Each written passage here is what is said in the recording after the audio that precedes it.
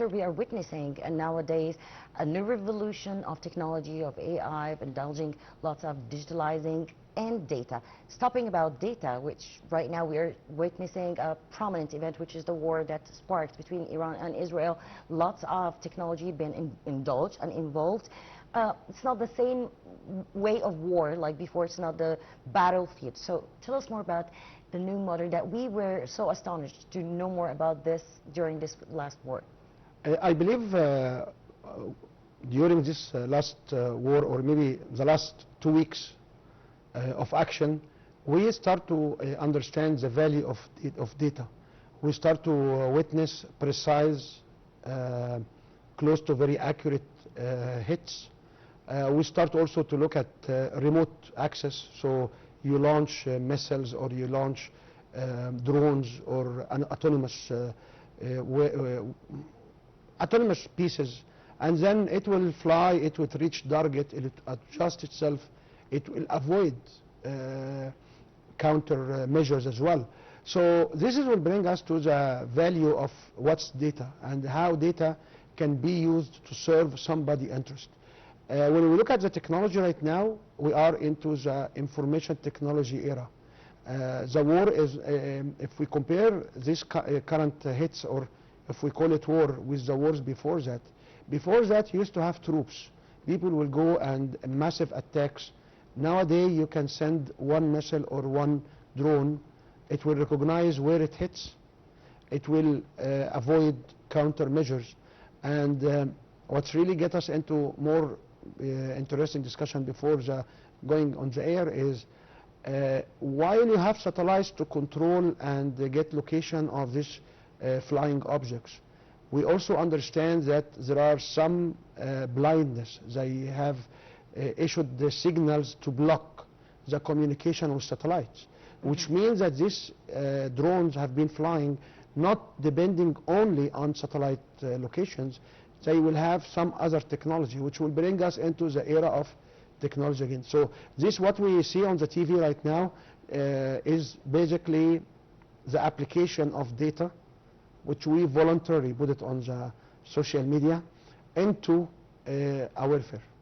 Well, lately, okay, we heard a lot about the last war, and of course, speaking about technology and AI and indulging information technology, as you said, it's not just very important, but it's getting more advanced in a rapid way.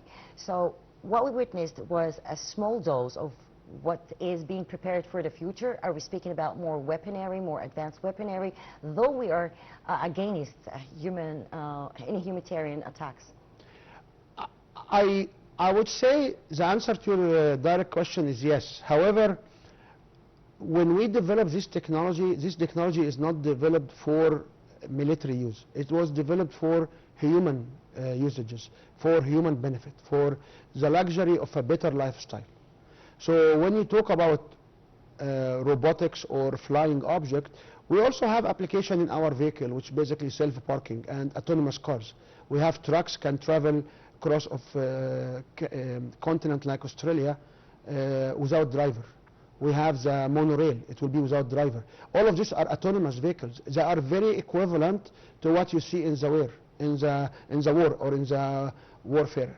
So what we want to say is, you have technology developed for human being. However, it has a dual use.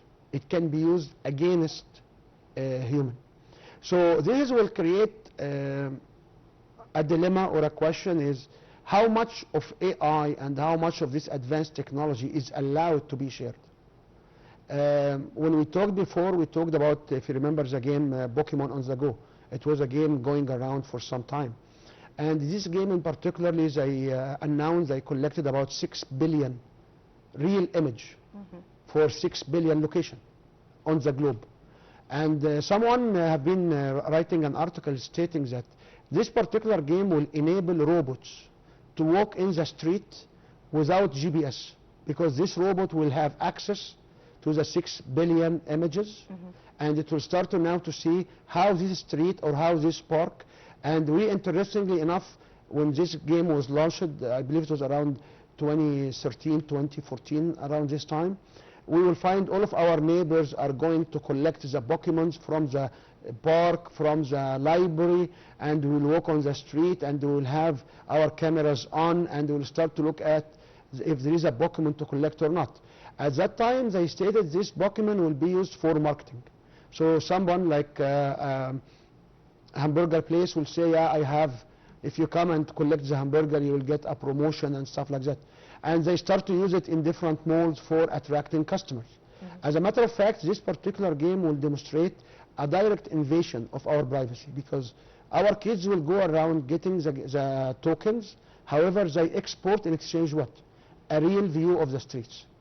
That's why when we talk about these different scenarios happening over the last 2 weeks, and we talk about criminalize whoever will share on the social media, it's to protect the public. Shut down internet access. It's really important to protect the public, because you can stream real-time information is not to document what's going on. It will basically give a new reference for a new attack. So this is where we have now to understand the dual use of this technology. And this will rest to a question, are we allowed to get more information about AI technologies which we can develop and use for our safety as well, or what will happen in the future? Well, this is very controversial, because we're speaking about that. We've seen lots of foreign movies or American movies speaking about spying, speaking about very advanced weaponry, very advanced tech. But we again, like we protecting the humanity from such cause. Now we are using for the sake of humanity. Meanwhile, the response for such simulations of helicopters, of whatever, is also for as a protection for humanity, or for whatever can happen or harm even who works for the military. So this is very controversial, and it's very people are curious about what's going on, how this is working and all of that. So this is also provoking more questions about a way that we don't want to go through this path. We need to talk about the benefits of a good tech or a good AI or data, the importance of data, of course, as you said. Yeah, and if we want to talk about the benefit of data for human being, we have to emphasize, like what we mentioned before, cybersecurity and securing this data from being breached in the hands of the bad guys. The issue right now is the bad guys are the one who have the data, not the good guys. So when we share information, when we share photos, when we share images, we have to be cautious that this is not this will not be used by our friend. It's also available for whoever wants to use, no matter what will happen. When you talk about the value of information and the value of data, we remember Goma Shawwal in this serial in Ramadan, which used to be like he was hired to just report small information, lack of sugar supplies, lines in front of bakeries. This is what he was all about as a spy. If you even look at the 007 series, it's all about spying. It's all about collecting data. Collecting data, and some of the data are meaningless for us. Like, what will be the value of, yeah, we have a longer line in front of a bakery store. What's the value? Apparently for someone else, this is a very valuable piece of information. Yes. So data was important since we started, since all wars during the history. They start to know how many troops, where they stay, what they will do, how people like them, don't like them. So this was existing. Now when the AI comes to place and the digitalization comes to place, it will foster and accelerate the processing of this data, and will also enable producing different scenarios. So I can simulate different scenarios of attacks, and this is what we do in the gaming. In 2012, 2013, I was privileged to attend in Abu Dhabi the defense show, and I was shocked from the amount of simulators for training. So they train the troops on simulators, and these simulators are computer driven on screens. So yeah, you can have with AI right now simulation of different scenarios. You can simulate what will happen, you can put cases, you can have a more informative decision. And if we have this simulation in these cases, always the question, will the decision maker make a decision for humanity or for his own good, and what seemed to be for his own people good? This is where it resides at the end. Who is taking decision based on this data? But I believe we foster, technology foster our processing, and we experience right now the dual use of the technology. On the other hand, when we look at also the application of AI during the time of war, it's basically on the human will and the human being, because you can get lots of fake news, you can get lots of simulated news. We've seen so many documentaries and so many articles around. They use video clips from games. They use computer generated or AI generated to simulate attacks and try to present them as visualization for what happened. And even one director, I was told one director in Hollywood was complaining that some clips from his movie was taken by media outlet as a visual assistant on the news itself. So this visual assistant for viewer who is not experienced enough, what he will try to make, he will believe this is a true shot. So we are also experiencing that this moral and we call it the like how to impact the population with fake news and fake video clips and fake images. It comes also during these last 2 weeks. So I believe in the last 2 weeks we experienced all what we could warn people about from AI and digitalization. Well, of course, we heard His Excellency President Abdel Fattah al-Sisi warning and urging everyone not to follow any lies on social media, and he urged all the Egyptians to have this solidarity and unity. And this brotherly action that is happening is not just for when it comes to Egyptians, it's also when it comes to the Gulf area and other brotherly countries. So it's very important. Data is very important. Speaking about that, the harm of the data that lots of teenagers are receiving, they don't know what is fake, what is not. It needs some experts to know the difference, especially when you're not indulged even in such sector, or have never seen or approached such digitalization when it comes to that. So how can we protect that also? Because we're in a very critical time right now, and a very crucial times. The only way is to protect it is, as our Highness Fattah al-Sisi, our president, God bless him, he was always saying, we have to go back to the source of the information. So if we wanna validate a story, we have to go to the website or Facebook page or news outlet of the ministers of the government, of the Prime Minister office. And this also creates a burden on them, because for them, they need, for every single piece of story, they need to issue a post, which is another burden on them to be able to be that, especially we're going to eat time, we are going to feast, we have to be in celebration mode, not in a working mode. So our president was directing us in the right direction, because we have to validate this data. Now there is lots of obligation on the recipients not to sit and watch, is to sit, watch and validate what you see, which is an interactive way for us interacting on the social media. Otherwise, you can hear a lot of stuff. Even the Minister of Media, the government,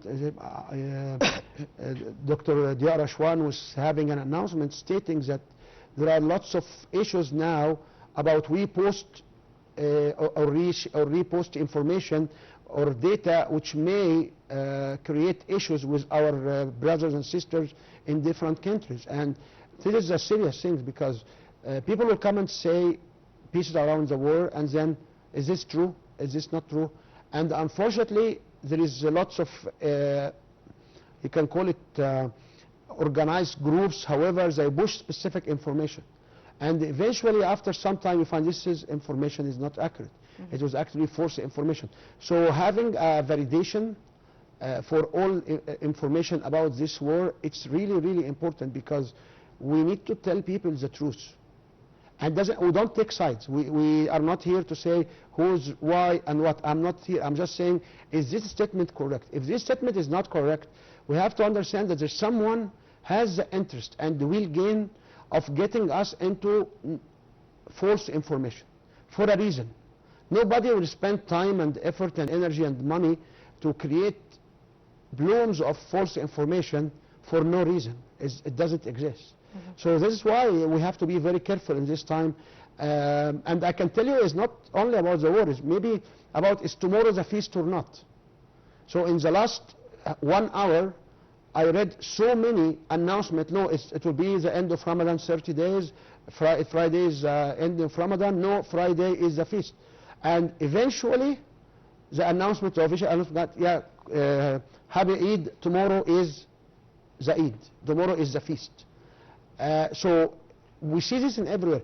We understand that some of the motive behind people who are pushing this information is to have the reach, is to have the likes, is to have the revenue from advertisement.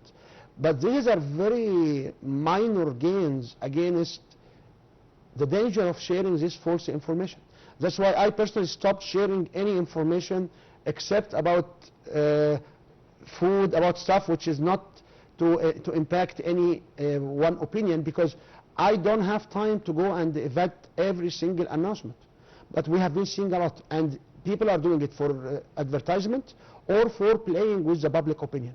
And this is where we have to be very strict, because we don't want to be going to a direction against our against the truth, which is against our government, because we don't want to show that we are moving in a direction which is not right. Well, of course, you also mentioned something very important when it comes to cybersecurity and satellites and blocking different signals. How Egypt can overcome that? Especially Egypt, I think, is working silently in many baths and many channels, working on the new capital of Egypt and all of that. So where we are standing when it comes to the security of our info and all of that? When we stand in the security and our info, there are so many reports who will position us in the top, in number 6 and number 10, and in the top tier. And the brilliance of our government and our prime ministers under the direction of our president is we have been in a partnership with almost everybody. So we partner with everyone because of our mild or our, we are in no orientation. We deal with everyone in terms to cybersecurity. So we see different partners will come, it will exchange. We have a few establishments like CERT and EG-CERT, which actually look at the cybersecurity issue for the government and the banking in particular. So, and we partner with almost everyone. And we have bilateral agreement. Even when we get to EU, we partner also with the EU. So there are some entities, for example, we may have 3 or 4 level of partnership agreements because they belong to 3 or 4 different organizations. So this vision from our government was really brilliant because it positioned us in a place where we can protect our public.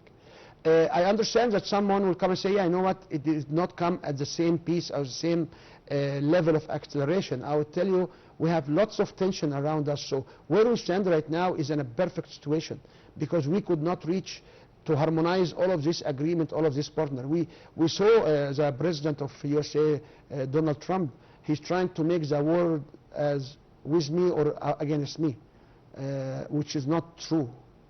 As a political leader, he should actually try to get consensus around the whole group. But in our government, no, we are actually partnering and are friends or neutral with almost everybody. And this creates what you want to achieve from cybersecurity.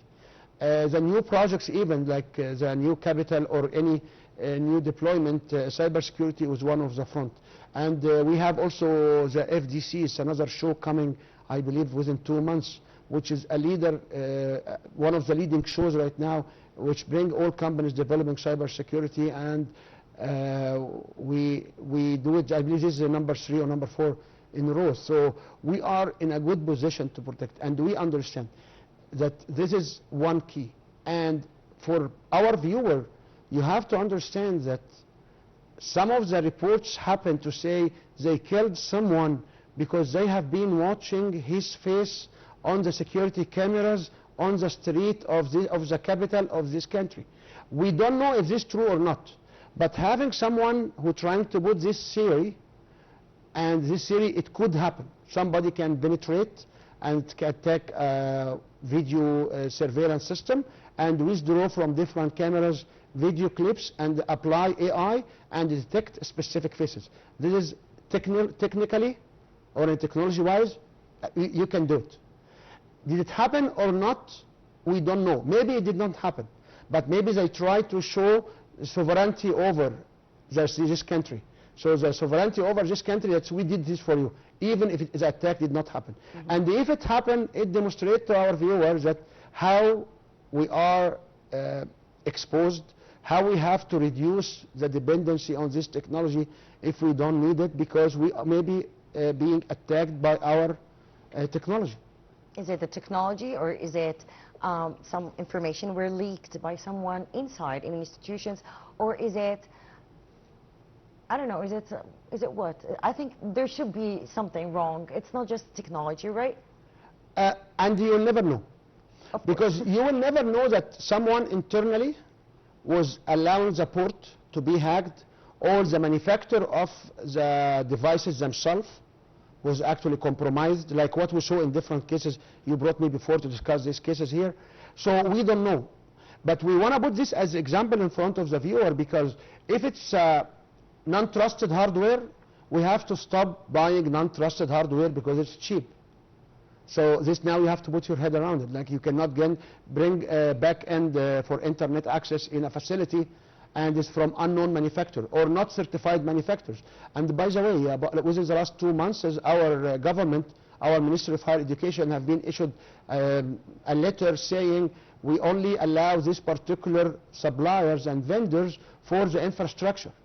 So this is a real example, you can see it. If it's not secure environment enough and somebody can be able to attack it, we now have to admire the cybersecurity expert who will come and audit the security. So we don't know, and the issue is we don't know if this even happened or not, because people will claim it may have, they may do it because they want to kill the moral of this group. They want to tell them we have the sovereignty over your information technology system, and this may be done for that reason. It may be not true. We don't know. The issue is all what we hear as rumors on the social media is not true. We have to validate, and we will never know. Well, I think Egypt is working in a very steady, intelligent way when it comes to different sectors and different fields, including the AI and technology. We hear mostly, like every month, there is events, there is summits, there is conferences, there is education programs for when it comes to this sector. But again, I think that we're playing silently. Egypt is ready for such thing, and we hope that one day we have our own manufacturing of such thing. We have our security cyber when it comes within and from inside the country. And having our own technology homegrown, I believe right now it's a must.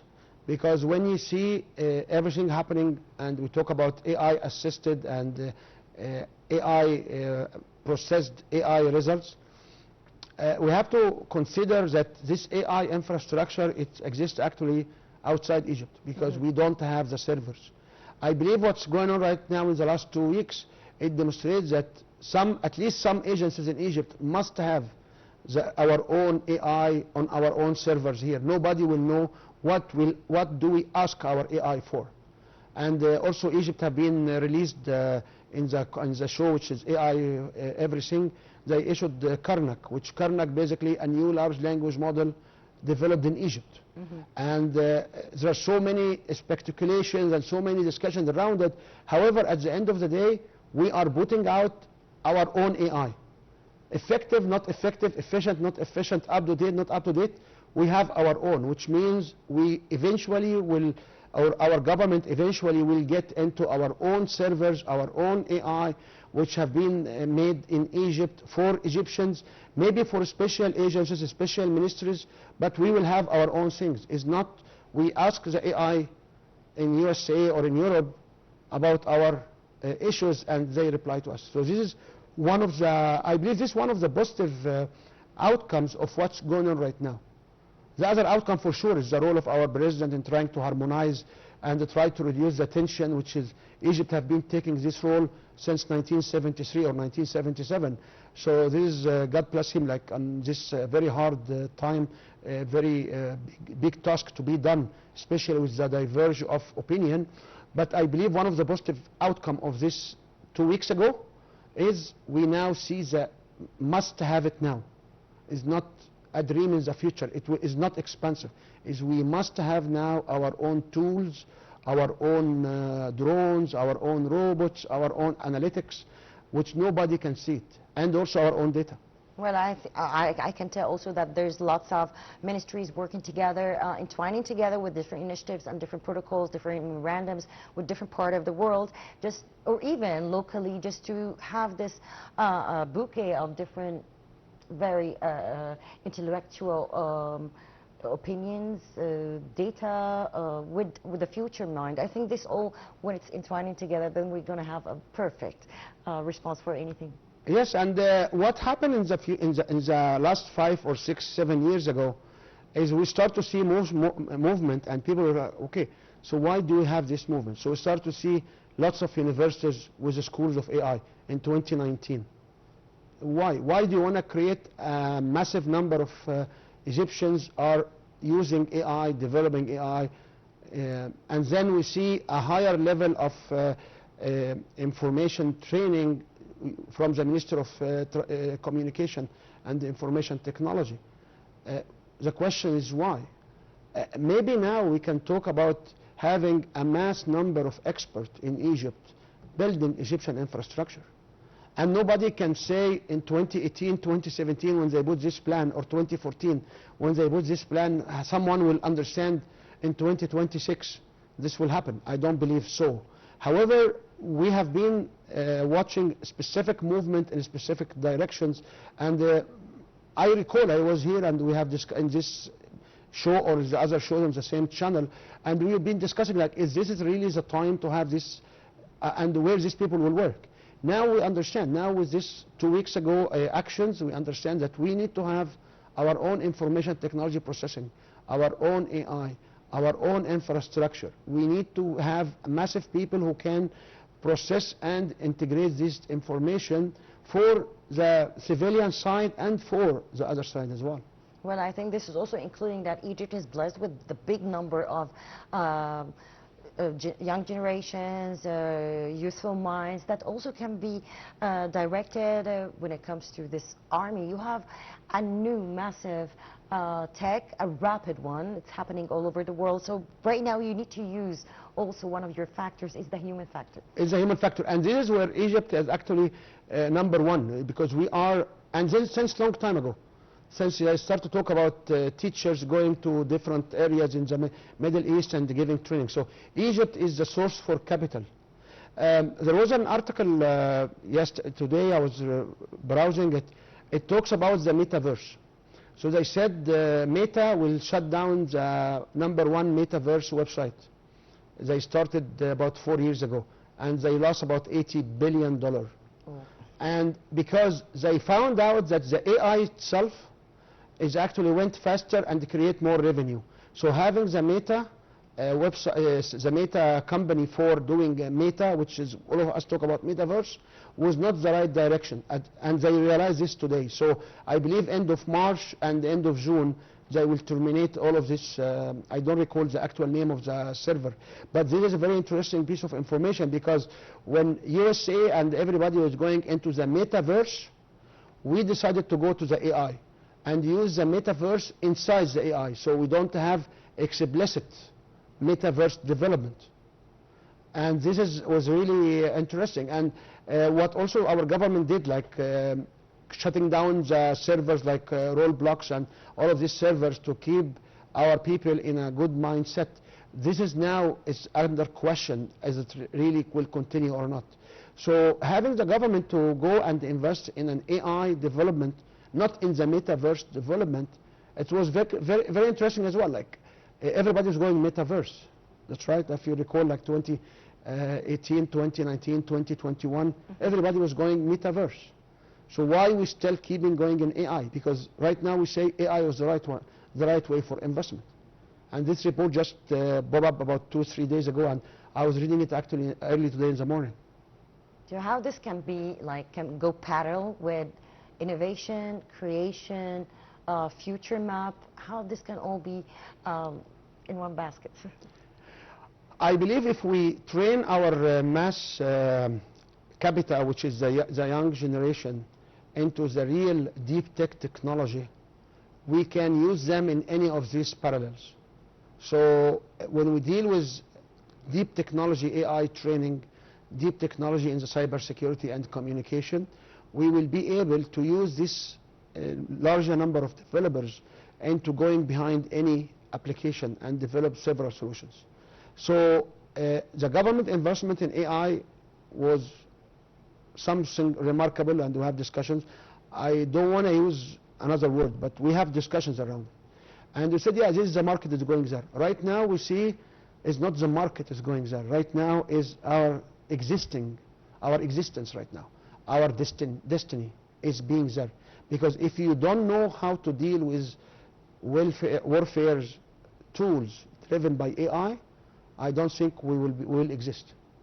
This is where we see what happened in early 2026.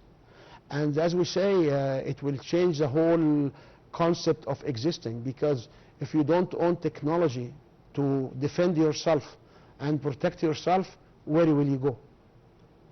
And this was clear in what's going on right now, or what we see right now. It's all about information, how to process them, how to get technology, and how to make technology blind, and how to protect your people from the misuse of technology. It's not the classic weapons as what we used to have before. I think where Egypt is blessed also with brilliant minds. Of course, lots of renowned names made it to the Nobel Prize, made it to a different mega project when it comes to different countries of the world. So all of that, I think this is not just a spark. Now we have, also we did have like the Defense Expo a couple of months ago. That was a big one, the biggest in the Middle East, one of the massive ones. So I think that display there for the weaponry sectors was a big, huge, indulging with AI and technology 100%. Yes, and Egypt is taking its own position, and it's a historical position of being leader and cornerstone of all of these technologies. Like even you mentioned the defense, we saw so many companies in Egypt develop anti-warfare and warfare tools. This was actually interesting, and so we are actually, I can say, we enjoying our position as a cornerstone, because Egypt for the longest time, even in the Quran and Bible, Egypt was the cornerstone for the world. So we are in our position, and it's remarkable that with all the problems we have worldwide in the other, like coronavirus, whatever, we have been always looking at technology, at how to maximize the use, how to create awareness, how to create culture, using remote classrooms, using whatever. And we are right now in the best position to maximize the use of technology and information technology, and AI is part of that as well. So we are blessed with, or we are, I'm so proud that we live in this era where we saw the investment in these technologies will actually be fruitful here.